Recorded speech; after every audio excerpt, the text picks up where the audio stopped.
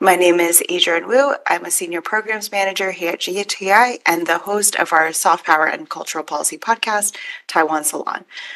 So thank you so much for joining us today for this event. Before we start, I'd just like to give a little bit of an introduction of GTI and our work, just in case anyone is unfamiliar with what we do. So we're a 501c3 think tank dedicated to insightful, cutting-edge, and inclusive research on policy issues regarding Taiwan and the world. Our mission is to enhance the relationship between Taiwan and other countries, especially the United States, through policy research and programs that promote better public understanding about Taiwan and its people. And we do that through a number of programs, including our Global Taiwan Brief, which is published bi-weekly, podcasts, our annual symposium, as well as our public seminars, which, of course, this is one of them. I would also like to thank the staff and the interns for making this event possible, as well as the board and our advisors for their support in our programs. So the event today is called Taiwan's Great Recall: Elections and the Impact on Taiwan's Future Politics. So we're joined by an all-star cast here today.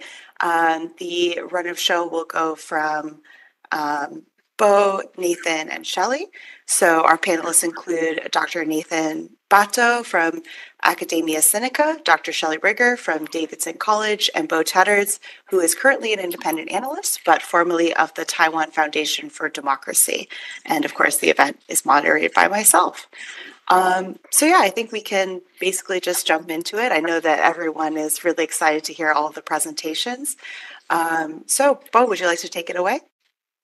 Yeah, thank you, Adrienne, and thanks to GTI for holding this event. People really haven't been paying enough attention to the recalls, as far as I can tell.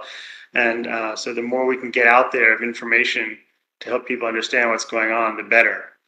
So let me start with one point, just sort of a distant historical background as a baseline for everyone, that the idea of recalls was introduced to Taiwan by the KMT. It comes directly from Sun Yat-sen's Three Principles of the People, and it was clearly enshrined in the 1947 Constitution. And the second point I want to make is that for people for whom the overriding concern with Taiwan is its level of defense preparedness, which might include some people in the audience, I think you should be definitely applauding the recalls, because they will make the Legislative Yuan at least somewhat more amenable to both raising defense budgets and passing necessary defense reforms. You know this is true because the KMT is not even trying to make the counterargument. They never say that the recalls are slowing down or damaging any of these defense preparedness measures, or that the failure of recall would somehow speed them up. Instead, they're making totally different arguments against the recalls, which I'm going to come back to in a minute, and I think we'll spend most of our time today discussing. Now, I just use the term amenable on purpose. There are, in fact, three mechanisms by which the recalls might bring about a more amenable legislative yuan. The most straightforward one is that the DPP might possibly be able to flip enough seats to gain a majority outright. I'm not sure how likely that is. Maybe Nathan knows. But obviously, a DPP majority would be more amenable to supporting Taiwan's defense. The second mechanism is more subtle, but it's very interesting. I think the recalls are likely to somehow change the composition of the KMT caucus by replacing some of its members. That is, the original member might lose their seat, but the KMT might win it back in the by-election with a different member. On average, I believe these new members are likely to be less extreme and more moderate, because that is, in fact, what the electorate is demanding. And if the recall succeeded in the first round, that means the electorate has demanded it quite clearly. But again, it's hard to predict how large this effect will be, but the direction of the change should be clear towards greater amenability. To take one very obvious example, the most obvious example, if legislator Fu Kunqi, who is so controversial even within the KMT, if he were to lose his seat and be replaced by just a run-of-the-mill KMT member, that should improve matters. That should improve the overall tenor of the caucus. If this happens several times, I think that definitely the tenor of the caucus would shift. That's mechanism number two. The third mechanism is that the recalls, simply by this clear demonstration of a groundswell of public anger about what the Legislative Yuan has been doing for the past year, might put the fear of God into some KMT members, and indeed some TPP members, even though they're not directly involved in the recall. In other words, they might feel they need to tack towards the center, to shift their positions in order to survive future elections. And in fact, I think this effect is already happening. I hope no one thinks it's a coincidence that the KMT decided to unfreeze most of the defense budget and to pass the special budget, including the defense measures, in the immediate run-up to the recall votes. I think it's definitely a result of the popular pressure that they're feeling. And of course, all three of these mechanisms operate simultaneously.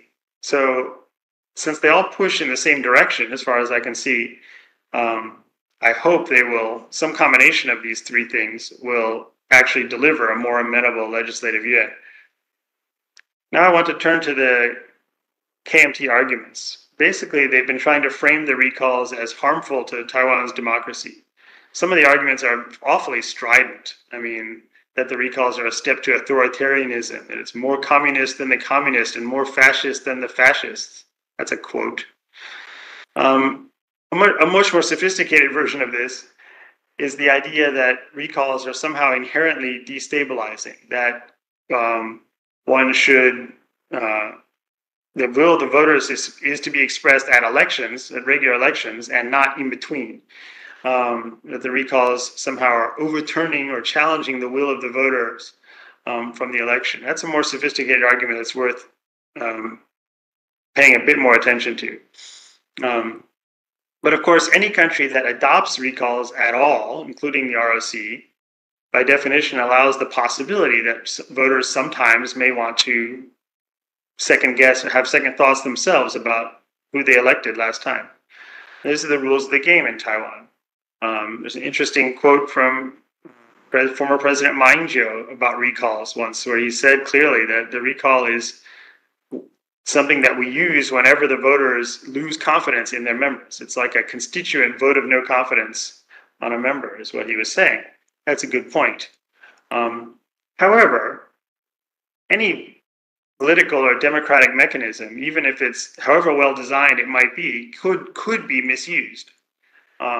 So then we have to ask the next question is, are the recalls in fact being misused at this time? And for the background, for people who haven't been following Taiwan as closely, Taiwan's constitutional order provides for the possibility of divided government. It will happen from time to time, just as it does in the United States and France and many other democracies. And so then you have to look at what mechanisms exist to deal with such situations, to resolve disputes between the branches. So we've had tremendous disputes between the executive and legislative branch. What are the mechanisms available to resolve them? In the United States, there are three main ones. The first are midterm elections, that the voters every 2 years have a chance to refresh the composition of Congress. Second is the strong veto power of the president. It requires a 2/3 majority to override. And third is the Supreme Court, which can arbitrate disputes by deciding whether either the executive or the legislative branch has exceeded their powers. So in France, they also have the additional idea that the president can dissolve parliament and call for fresh elections altogether, which is, in my opinion, even a more drastic move than a recall, but that's part of the system in France. In Taiwan, we don't have midterms normally. We don't have the power of dissolving parliament from the president, and the veto power is so weak that it almost doesn't exist. So we're left with just the Constitutional Court as the primary mechanism to deal with disputes.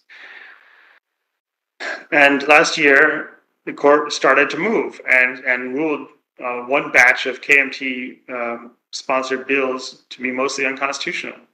But then the legislative majority moved to directly attack the Constitutional Court and paralyze it. And it is, in fact, basically paralyzed now. And more than anything, that action turned what should have been an ordinary divided government scenario into more like a constitutional crisis. Unfortunately for Taiwan, there's one additional mechanism that neither the US nor France has, is that the citizens can take matters into their own hands to do the recall of members of parliament. Not an easy mechanism to use, requires citizens to do a lot of work, but they have done it. It's really quite a fabulous amount of effort done by many citizens across the country. And by self-organizing in this way, they have managed to create a kind of midterm election, giving almost half the electorate, or about half, Nathan may know the exact number, a chance to weigh in on the excesses of the legislative yuan and the situation. And while the KMT and even ironically the CCP have said we should respect the will of the voters from last year, the question is, what if the legislators, either individually or collectively, are not following the mandate that they were given? And in my view, it's quite clear that both the KMT and the TPP have exceeded their mandates. Note that voters did not give the KMT an actual majority, but only a slightly larger plurality than the DPPs. On a more micro level, even the KMT voters did not elect Fu Kunchi to be in charge of anything.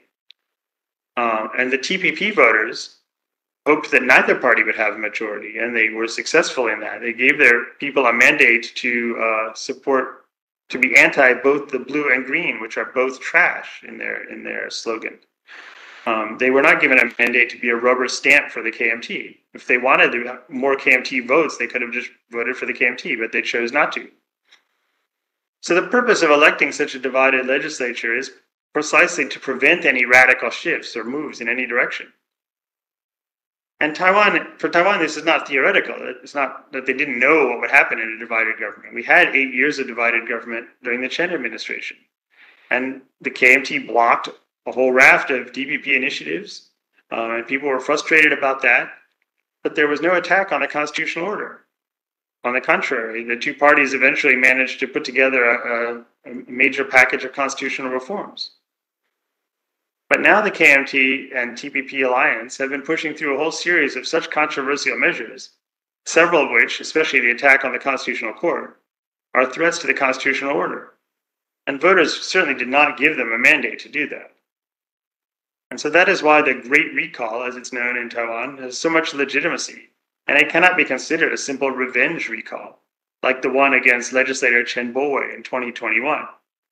That's an example of misuse of recall. However, at the time, Eric Ju declared that to be a, quote, victory for democracy. So, or like the many recalls the KMT launched this year. They launched, I don't know how many, 22 against the legislative yuan and another, 18 or 20 against councilmen. It puts the lie to their argument that this is that recalls are inherently bad. And at the end of the day, the voters in Taiwan, mostly on Saturday and then 4 weeks later with the second mini wave of recalls, the voters are going to make these final decisions, and that is how it should be. So far from being anti-democratic, these recalls represent a deepening and strengthening of Taiwan's democracy. Citizens are more engaged and aware, and they are more empowered and prepared to take action. This can only strengthen Taiwan's political and social resilience. Therefore, although Taiwan's friends in the international community may not take a position in favor of a particular outcome, just as people should do for regular elections, the process of recalls as a whole, I believe, should be broadly welcomed. And that's my remarks. Thank you. Yeah, thank you so much, Bo. I really liked what you said about how any democratic mechanism can be misused. And I think that's a really good reminder of how, we try to put these different mechanisms into place to have a government that is fair and just. But of course, it's hard to figure out how they will be used. And so it comes down to how citizens use it, how the governments use it. It's kind of more of a neutral tool that can be used in different ways to exert the will of people. Also, I would like to apologize because I was so excited to hear your remarks that I did not introduce you. So I will do that now. So Bo Tedards is a longtime observer of Taiwan's political scene who recently returned to the USA after living in Taiwan for over 25 years. He is a former staff member of the Taiwan Foundation for Democracy, where he served as director of the International Cooperation Department from 2007 to 2010, and again from 2016 to 2022. In his first years in Taiwan, he worked for the Taiwan Association for Human Rights, the Institute for National Policy Research, the Taipei Times, and the Ministry of Foreign Affairs. And also from 2004 to 2010, he served as the coordinator for the World Forum for Democratization in Asia, a regional network of democracy advocates, and from 2013 to 2015 as director of Amnesty International Taiwan. So as you can see, he has a very deep civil society background and a lot of credentials on that side. We also just recently published one of his reports on a background of the recalls, so definitely check that out if you'd like to hear more of Bo's thoughts in written form. So it's called Taiwan's 2025 Recalls, a Civil Society Perspective, and you can see it on the front page of our website. All right, okay, so thank you so much. We're now going to go to Nathan Batto. So this time I'll do Nathan's introduction. So Dr. Nathan F. Batto is an Associate Research Fellow at the Institute of Political Science, Academia Sinica, and the Election Studies Center, National Juncture University. He holds an MA in Political Science from NCCU and received his PhD from the University of California, San Diego in 2007. His articles have been published in journals including the Journal of Politics, Electoral Studies, and Legislative Studies Quarterly. His recent book, Making Punches Count, The Individual Logic of Legislative Brawls, explores why democratically elected representatives participate in physical violence in legislatures, with a special focus on Taiwan and Ukraine, but also drawing on the experience of many other countries, including South Korea, Japan, Mexico, South Africa, and the United States. It was awarded the 2025 Richard Fenno Prize for the Outstanding Book in Legislative Studies. He is also the author of the blog Frozen Garlic, which provides detailed analysis on political campaigns and elections in Taiwan. And anyone who is interested in domestic politics, I'm sure, is an adamant follower of that blog. So we're definitely lucky to have his comments as well. So please, Nathan, if you would like to make your comments now. Yeah, well, I'd like to thank the GTI for holding this forum and for inviting me to speak. I will try to answer a couple of the questions that were presented in the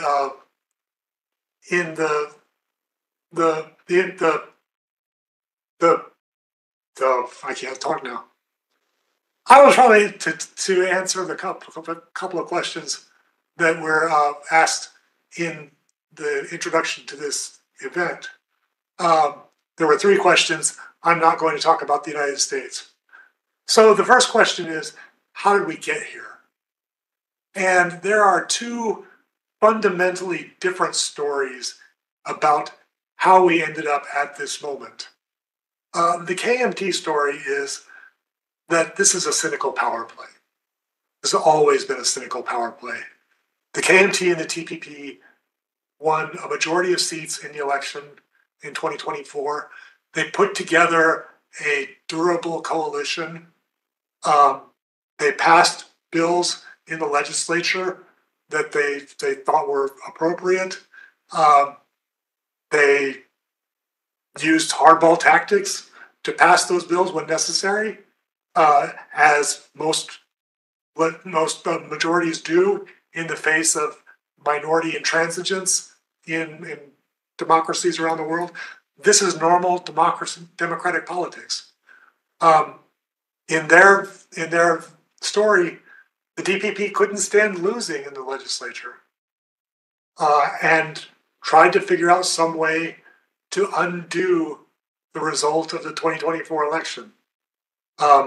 So at first they tried to recreate the 2014 Sunflower Movement by inspiring a huge wave of protests in the street. And then those protesters morphed into recalls. But those were always about partisan conflict. And they were always behind them, the hidden hand was always the DPP. This complaining about democratic institutions and mudslinging about China's influence, that's insincere and cynical. It's mere window dressing. It's always been about raw political power. So this whole process has been driven by DPP leaders, DPP extremists, and DPP activists in society. That's one story. The other story is one told by the recall movements.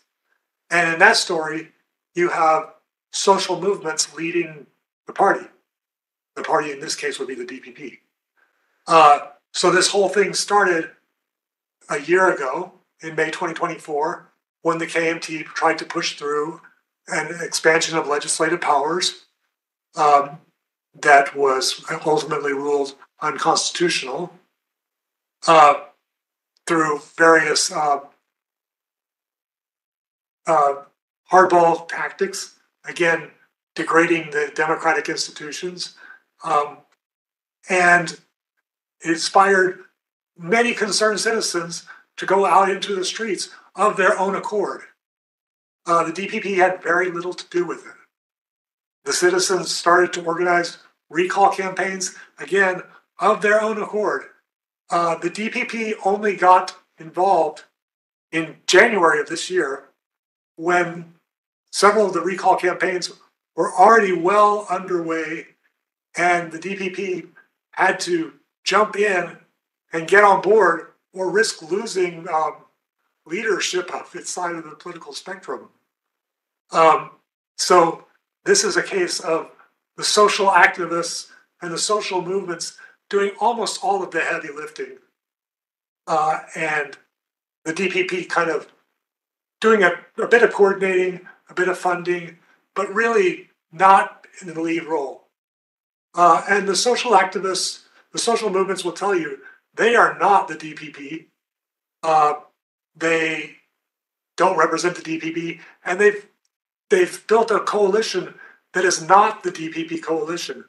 They've built a coalition they think that you will not see in a general election that includes many people who have in the past been KMT sympathizers, but think that the KMT has gone too far. So those are two very different stories about how we got to where we are.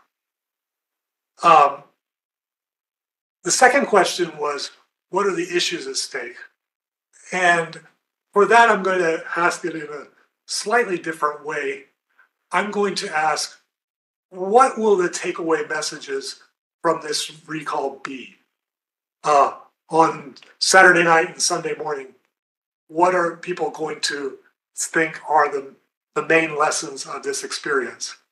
And that depends almost entirely on the outcomes of the recalls. So if the recalls fizzle out, and by that I mean if 3 or fewer people are recalled, it will be seen as a DPP power play that just didn't work. People will say, well, that's not surprising. The blue and white coalition has an overwhelming popular mandate. They won 60% of the presidential vote and nearly 57% of the party list vote in 2024. And these were all blue districts. We should have known that this was never going to work for the DPP. And all that screaming about democracy and processes and Chinese pressure, that didn't resonate with voters. Voters are tired of hearing about how the KMT is too close to China. We'll also hear some people say that the concrete policies that the KMT has been proposing really worked. So this idea of a universal $10,000 NT subsidy, what's the word, stipend, really made a difference. Voters are happy with things like the budget reallocation from the national government to local governments. We'll hear arguments like that. We'll hear that the various mayors, the party chair, the legislative caucus leaders will claim victory and say that they were responsible for this wonderful victory over DPP overreach. And some people will claim this a no confidence vote in President Lai. If, on the other hand, the recalls are wildly successful, and by that I think I think about 15 or more would succeed. If we get something like that, there will be debates about why they were so successful. And people will say, well, it's not surprising. The KMT was a 33% party. in the last election, and it's even less popular now, according to months of things that I'm not supposed to talk about. According to, we're in the polling blackout, so I can't talk about polls. But it's not surprising because the KMT is not a popular party.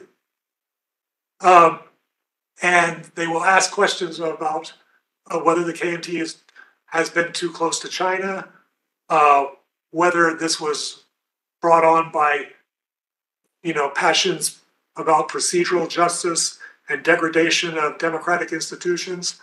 There will be people who argue that it was bad leadership from the KMT leaders, especially the legislative floor leader, Fu Quinqi, and the party chair, Eric Zhu, who have arguably made lots and lots of bad decisions in the last year. There will also be people who blame this on the TPP and say it was a failure to turn out voters, especially TPP voters, because they didn't think they had a dog in the game. They didn't have any skin in the game. So there will be people who think that it was just a failure to turn out voters. And by the way, there is a typhoon kind of scraping by northern Taiwan this weekend. It's supposed to rain heavily tomorrow and Friday. Not so much on Saturday, but they could blame the weather for a failure to turn out voters. They might also say that there might also be people that claim that this overwhelmingly, wildly successful recall was due to the broad-based social movements that attracted a big, wide coalition of supporters, including former KMT sympathizers. So those are some of the things that people might say. If the results are mixed, so we don't have the recalls fizzle out or succeed wildly, if we get a more mixed result, and by that I think about 5 to 10 people are recalled, we'll have different arguments about what this means, depending on who those 5 to 10 people are. It could be that people will try to tell stories that it's all about local politics, and each place had a different soap opera, and there were places where ambitious KMT politicians engaged in backstabbing because they wanted to run in the by-election, and that might be true in some places. There will be people who say this was all about partisanship, and if it's the more competitive districts where people lose, they'll say, well, of course that's where they lost. This was always about KMT versus DPP, and the partisan balance has shifted just a little bit and moved those districts from slightly blue to slightly green. On the other hand, if we have a different set of people lose, the really controversial legislators, the party floor leaders, people like Wang Hongwei or Xu Xiaoxin, or Fu Quinqi, of course, or Luo Zhiqiang, or people like that, Hong Bongkai, who are more controversial and more aggressive, then people will say, well, it was always about individual legislative performance, and those people were singled out by their voters as breaking some of the conventional norms of behavior in the legislature and in politics in general. There will also be people, depending on who loses, who just say, well, those were lousy politicians. They weren't particularly talented or gifted speakers, and they didn't do anything. They were just bad. And, that's one of the classic arguments in democratic politics. When you lose,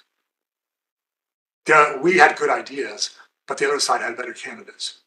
And so you just blame your politicians for being bad politicians. So those are some of the various things at stake here. What the lesson learned from this recall will depend heavily on how things turn out. Personally, I've learned a few things from the recall that I want to bring up. One of the things that I've learned is that you can't collect 20 or 30,000 signatures without an army of passionate volunteers. You just cannot order it to be done. Neither major party can just write a memo saying, go out and collect signatures. It takes so much grunt work, so much energy, so many people to give up their lives for 6 hours a day for weeks and weeks or months. And you just cannot do that without a big army of volunteers. Or a different way of saying that is the old KMT party machine that we used to think of in the 80s and 90s, that doesn't exist at all anymore. In the past, the KMT would have written a memo and they would have gone out through their network of neighborhood chiefs and they would have had this be done. Nobody has that kind of network anymore. A second thing that I've learned, or I think I've learned, is that recalls are now in the bloodstream. They are now part of Taiwan's political environment. This probably will not be the last recall drive, especially if it's even moderately successful. You can't do a recall just on a moment's notice or just because somebody wants it done. But if it's shown that these are extremely powerful processes, then the payoff is so enormous, we will probably see them happen again when conditions line up the way they have this year. My hope is that the lesson learned is the one that Bo was talking about. The takeaway will be that voters and politicians learn that bad behavior in the legislature is punished, not rewarded. I just wrote a book about legislative brawls, and voters in Taiwan learned a few decades ago in very dramatic fashion that bad behavior in the legislature is rewarded. That fighting, brawling, those people win elections. The numbers show it's actually a pretty moderate effect, but there were dramatic examples of people who engaged in bad behavior in the legislature who did quite well in their electoral careers. And this could be the opportunity for voters to send a signal saying, actually, we don't like that. We don't approve of that. And we will punish bad behavior when we have a chance to. And hopefully this could change the political culture within the legislature and within politics in general. And I will stop here and turn it over to Shelley. Thank you so much, Nathan. I really like that you laid out all the different possibilities of, which way the recalls are going to go and how people are going to respond. I think a lot of the excuses that you brought up are things that, we've also heard in other countries and other contexts. So it's kind of interesting to hear about how there's a lot of similarities between the ways that voters will respond in different contexts as well. So yeah, thank you so much. We're now going to go to Shelley for her remarks. So Dr. Shelley Rigger is the Vice President for Academic Affairs, Dean of Faculty, and Brown Professor of East Asian Politics at Davidson College. She has a PhD in Government from Harvard University and a BA in Public and International Affairs from Princeton University. She is a non-resident fellow of the China Policy Institute at Nottingham University and a senior fellow of the Foreign Policy Research Institute. She is also a director of the Taiwan Fund, a closed-end investment fund specializing in Taiwan-listed companies. Dr. Rigger is the author of 2 books on Taiwan's domestic politics, Politics in Taiwan, Voting for Democracy, and From Opposition to Power, Taiwan's Democratic Progressive Party. Her most recent book, The Tiger Leading the Dragon, How Taiwan Propelled China's Economic Rise, explains how Taiwanese businesses made it possible for the PRC, a country without private property or business as recently as 1978, became the factory to the world. So Shelley, please take it away with your remarks. Thanks so much. It's great to be here with you, Adrienne, and also with Bo and Nathan. Just to clarify a point that Nathan kind of made briefly there, he actually really is not allowed to talk about polls on this call because it's illegal to discuss polling data in the immediate days before an election. So I'm sure many of the questioners are dying to know what the polling is saying, but you'll have to ask Bo because Nathan can't tell you. And I don't know, Nathan, if you can get in trouble for what Bo and I say on the call, like blink twice, okay? So yeah, I just want to say a couple of quick things and then get on to discussion because this is such a rich topic, but it's not one that I have not been following this nearly as closely as the other 2 participants. But you know, a question that the recalls raise, and I think it is a fair question. I mean, I think we do need to kind of grapple with how democratic is an institution like recall, especially when it's set up the way Taiwan's recall elections are, such that it is in some ways easier to get recalled than it is to get elected in the first place. So the balance of votes required means that you can win comfortably and then be recalled with fewer votes than were required for you to win. So it's a pretty easy way to overturn the result of an election, which means that it has the potential, at least, to introduce a pretty high degree of instability. Like if Nathan's right and it's in the bloodstream, and every time people don't like the result of an election, they attempt a recall, that's preferable to overrunning the national capital and, beating up the police and invading the legislature with violence.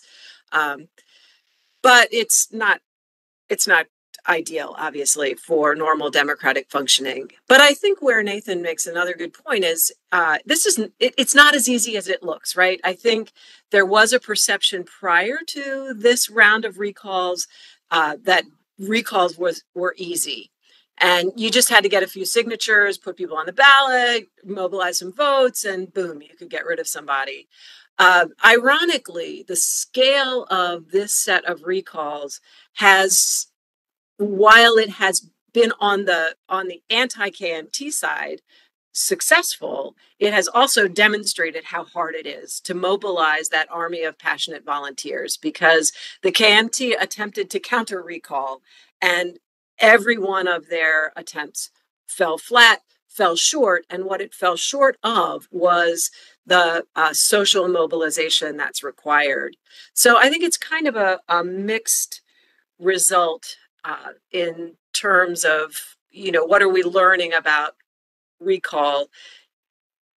It's scary to think that any politician could face a recall at any moment. And also that's probably not going to happen because of the difficulty of actually using the tool. But it is a powerful tool and one that could be a little bit or substantially destabilizing. And I think where this comes from is no set of democratic institutions is ever perfect or functions in the way that its founders or creators intended in all situations. And certainly we're learning that in the US too, right? That a constitution is only as good as the willingness of public officials, especially elected officials, but also appointed judicial officials, to actually uphold that constitution.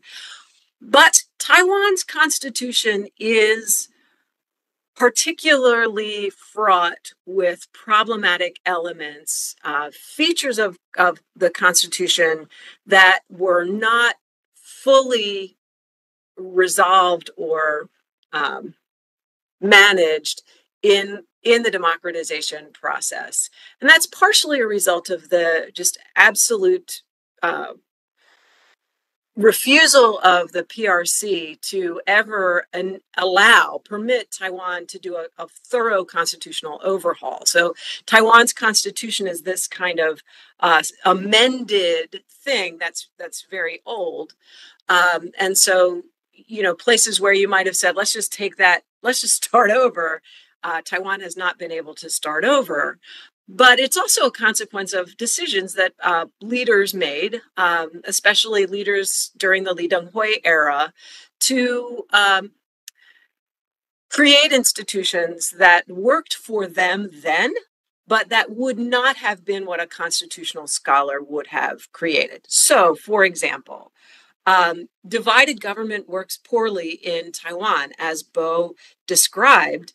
It works poorly because many of the mechanisms that allow divided government not to be totally paralyzing in other presidential states don't exist in Taiwan.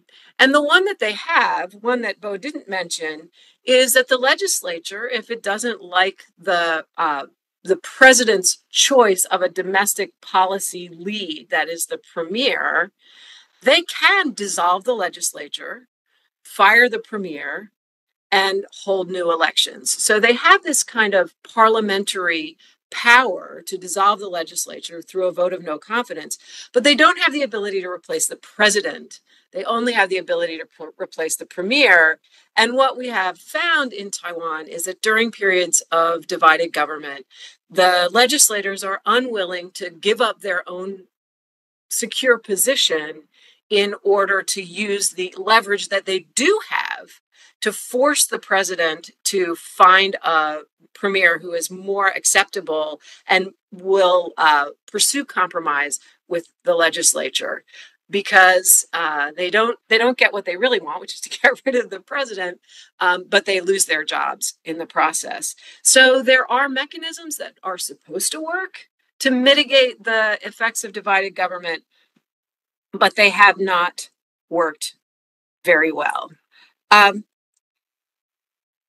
And I agree. So while I guess I'm defending the KMT's position a little bit, that some of the features of Taiwan's democracy that are front and center in this moment because of the recall, I also entirely agree that the KMT has made a series of unfortunate decisions, unfortunate for its own success in pursuing its own objectives. And probably the most basic one is that when the new legislature was seated, the KMT very quickly began pursuing all of these measures designed to restrict the powers of the executive branch and to expand the power of the legislature. The one thing they didn't do is the one thing that, if Nathan had been hired as a consultant to tell them how to maximize their security in their position in the legislature, I probably very high on his list would have been amend the recall legislation to make it harder to recall legislators.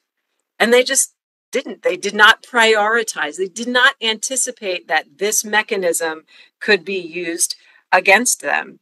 So now it's being used against them. And it's too late to change the mechanism itself. So just briefly, what is the significance of the recall for things like cross-strait relations, U.S.-China relations, U.S.-Taiwan relations? One sentence on that. And that is well, it's going to be like a series of sentences, but it's really just one point. The PRC is, of course, horrified by the recalls. They are ostensibly horrified on behalf of Taiwan's democracy, which I think most people on this call would agree is just kind of cynical. And I just don't think that PRC officials have much of a leg to stand on to criticize someone else's democratic functioning. But I think they are concerned genuinely that the outcome of the recalls, regardless of which version of, whether it's the small, medium, or large version that Nathan has described, that the three mechanisms that Bo's talking about that all pull the legislature away from the direction the KMT was going originally, these are all antithetical to the preferences of the Beijing government. So they don't like the recalls, and they're worried about the outcome. And they will say that the outcome, unless it is overwhelmingly, fizzling out, they will declare victory. If the recalls fizzle out, Beijing will say, you see, we told you, Taiwanese people don't want this Taiwan independence agenda that Lai Ching-te is selling in their construction of it. Any other outcome, and they will say, the independence forces have somehow managed to engineer, against the will of the Taiwanese people, an outcome that puts us all in greater danger. Unfortunately, I think whatever Taiwan does, Beijing finds a way to construct it in that same way as an excuse for further military and political pressure. So, in my view, Americans should not be so worried about what Taiwan does with its own democracy, but should be more concerned about what Americans are doing with our own democracy, first of all, and then also how we're managing our relations with the PRC, which is a topic for another day. Thank you. All right. Thank you, Shelley. Yeah, thank you for talking about some of the other mechanisms, like, for example, dissolution of the legislature. I think that's very interesting to hear that it's not really used at all. And yeah, very interesting to also hear a little bit about how Beijing would see these recalls and what kind of narratives they will bring out of it. So we'll go into the Q&A period now. So please, all of our viewers, if you would like to send your questions in the YouTube chat, you can also tweet us. You can also send it to contact@globaltaiwan.org. I have a little thing right here, which you can also read about how you can send in your questions. So looking forward to getting lots of questions. I'll just start off with one question as the moderator's prerogative. But I was wondering, how likely is it, do you think, that the KMT and the DPP and the TPP will change their strategy and reform based on the recalls? So, of course, there's been a lot of unwillingness, for example, for the KMT to kind of shift away from certain extremist points of view within the KMT. Of course, Lai is sort of characterized as independent Taiwan sort of policy. So how likely is it, do you think, that these different political parties shift away from these sort of more extreme sides of their party based on the recalls?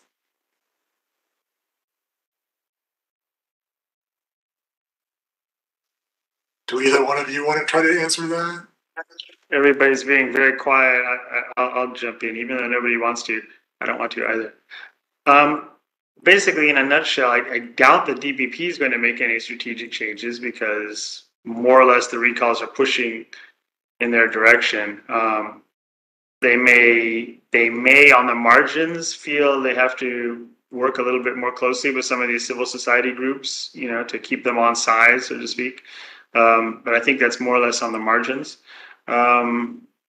The KMT, I mean, yeah, maybe. It depends. Like I said, it depends on what happens to the composition of their caucus. If in that scenario that Nathan mentioned, that the ones that drop, the more likely to drop, turn out to be the more extreme ones, then I think there would be a push for a attacking to the center. I think that's a reasonable possibility, but I don't know how likely it is. I think the more curious and difficult one is the position of the TPP, because they're really sort of neither fish nor fowl in this fight. They can be blamed for a KMT loss, or they can take advantage of a KMT loss. And I think it's very curious to see whether they continue with this really surprisingly rock solid coalition with the KMT. I was surprised. I expected them to be more transactional, like we'll support you on this issue, but we won't on this other issue. And they really haven't been doing that under the leadership of Huang Guotang.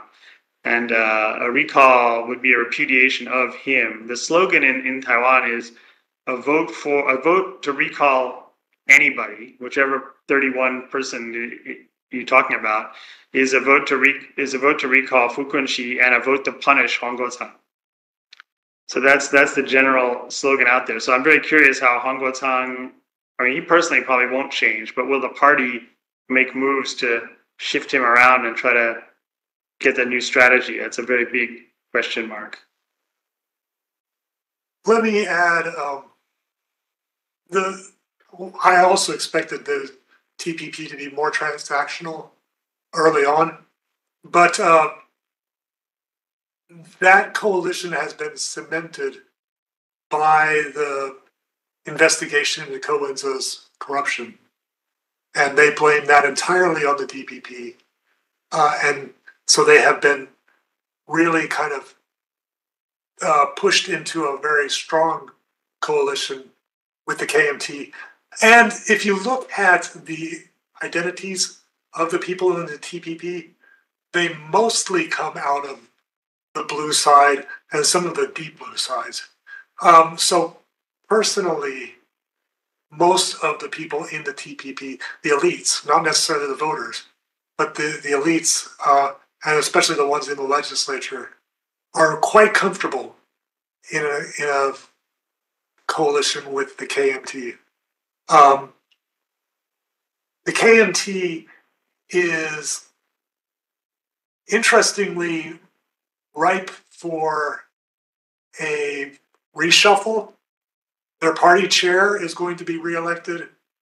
Eric Zhu's term ends in October, so they're pushing the election back as far as they can, but probably sometime in September, right after all of this recall is done. And so there will be a lot of recrimination if the recalls are anywhere successful. And, you know, they will be looking to blame somebody, and also to be able to say, we made some mistakes, and it's not our ideas that are a problem, it's our tactics and our leadership that's the problem. So you could easily see Wu and Zhu becoming the scapegoats. And Nathan is right that recall is in the bloodstream. It's a thing that people think of in a very positive way. And, you know, they're the ones that we're going to hear from the most. Whereas the other one, so I think it's not going to happen all the time. So I think voters will get tired of it really fast. And that'll be a natural check on the instability, because voters don't like instability. Okay, yeah, thank you so much. Yeah, I mean, definitely makes a lot of sense. Of course, you know, the majority of people are just going about their lives, and, you know, they might not care about politics all the time. They're just trying to, you know, go to their job every day, survive. So it definitely makes sense. I think we can definitely see that sort of fatigue in other countries as well. But yeah, thank you so much for such a nuanced conversation about the recalls. Since we're already at time, I think I'll end our event here. But I definitely learned a lot during this event, and I hope that all of our viewers also learned so much. And thank you so much for all of your time. Well, thank you, Adrienne, and thank everyone. Thank Nathan and Shelley. Yeah, thank all you. our viewers. Yeah, thanks for holding this event, and it was very interesting. Yeah, and thanks for joining in the middle of the night there, Nathan.